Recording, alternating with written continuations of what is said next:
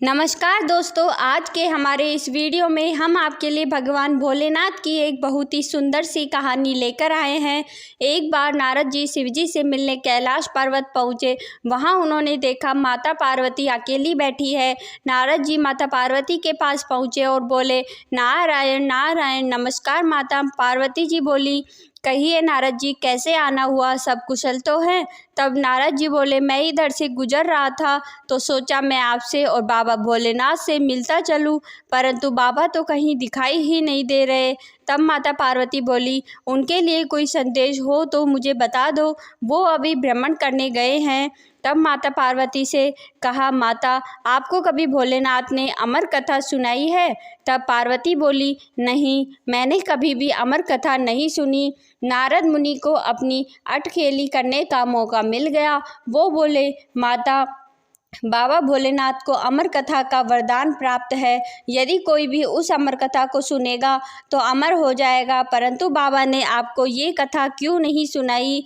तब माता पार्वती जी बोली, ऐसी बात नहीं है नारद, वो तो मुझे अमर कथा सुनाना चाहते थे पर मैंने ही नहीं सुनी। नारद मुनि माता पार्वती के मन में संशय डालकर वहाँ से चले गए।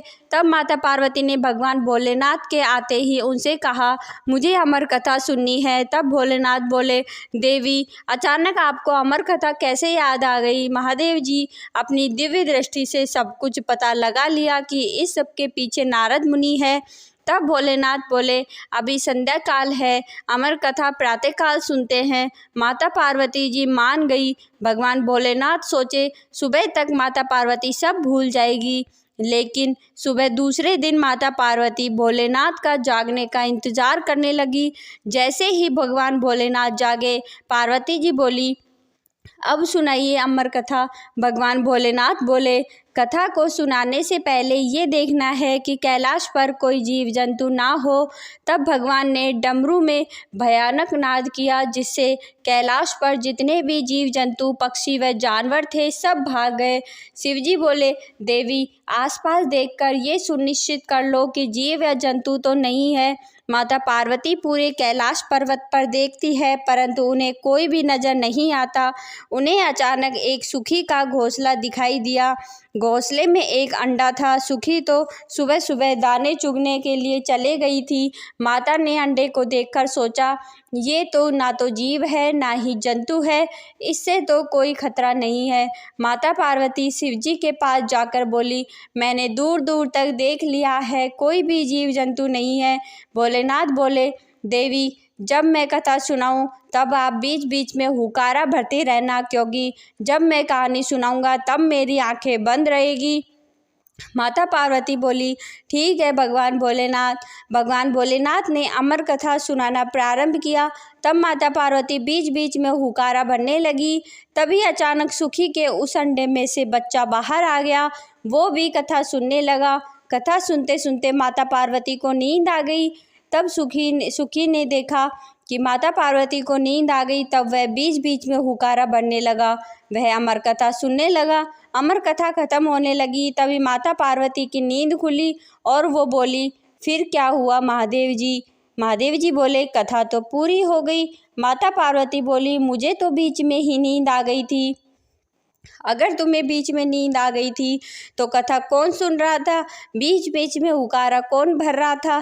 तभी उनकी नज़र उस सुख पर पड़ी। महादेव जी अपना त्रिशूल लेकर उस सुख के पीछे दौड़े, परंतु वो सुख उड़ जाता है। आगे आगे सुख और पीछे पीछे महादेव जी। सुख तीनों लोकों में उड़ता हुआ अंत में व्यास जी के आश्रम में पहुंच जाता है, जहाँ व्यास जी की पत्नी पेड़ के नीचे बैठी थी। जैसे ही उन्होंने उबासी लेने के लिए मुँह खोला, वो सुख उनके मुँह से होते हुए उनके गर्भ में चला गया।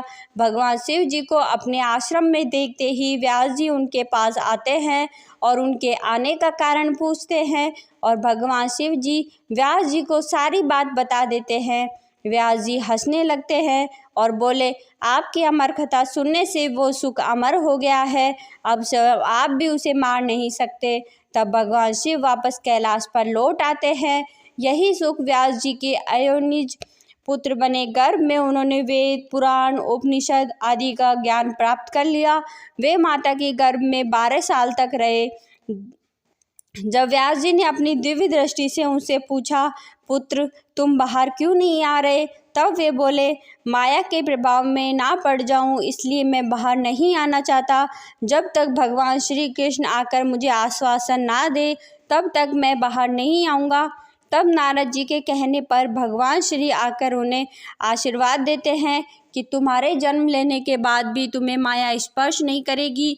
तब वे बाहर आए और उन्होंने अपने पिता से भागवत का पूरा ज्ञान प्राप्त किया। दोस्तों, कैसी लगी आपको ये कहानी, कमेंट करके हमें ज़रूर बताएं। यदि आप भी मेरी तरह भोलेनाथ जी के सच्चे भक्त हैं तो इस वीडियो को लाइक करें, कमेंट में हर हर महादेव लिखें और इस चैनल को सब्सक्राइब करें। धन्यवाद दोस्तों।